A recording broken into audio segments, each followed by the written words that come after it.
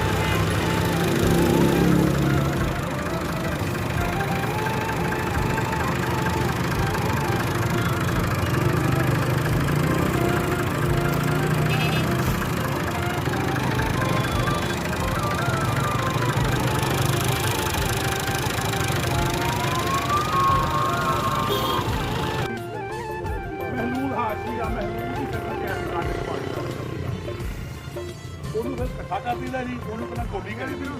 ਹਾਂ, ਗੋਡੀ ਕਰਨ ਤੋਂ ਬਾਅਦ ਉਹਨੂੰ ਮਿਕਸ ਕਰੀਦਾ ਨਾ। ਮਿਕਸ ਕਰਨ ਤੋਂ ਬਾਅਦ ਉਹਦੇ ਕਲਰ ਦੇ ਵਿੱਚ ਉਹਦੀ ਥਿਕਨੈਸ ਵੀ ਫਰਕ ਪੈ ਜਾਂਦਾ। ਉਸ ਤੋਂ ਬਾਅਦ ਉਹਨੂੰ ਢੇਰੀ ਬਣਾ ਕੇ ਨਾ ਜੀ, ਉਹਦੀਆਂ ਨਾ ਏਡੇ ਏਡੇ ਟੁਕੜੇ ਬਣਾ ਲਈਦੇ ਹੱਥ ਜਿਹੜੇ, ਫਿਰ ਉਹਦੀਆਂ ਡਲੀਆਂ ਬਣਾ ਕੇ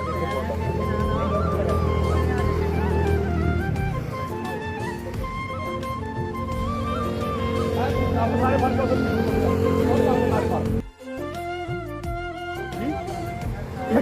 ਇਹ ਧੂਆਂ ਨਾ ਉੱਥੇ ਅੱਗ ਮਾਰ ਰਹੀ ਨਾ। वैसे दिखाएं।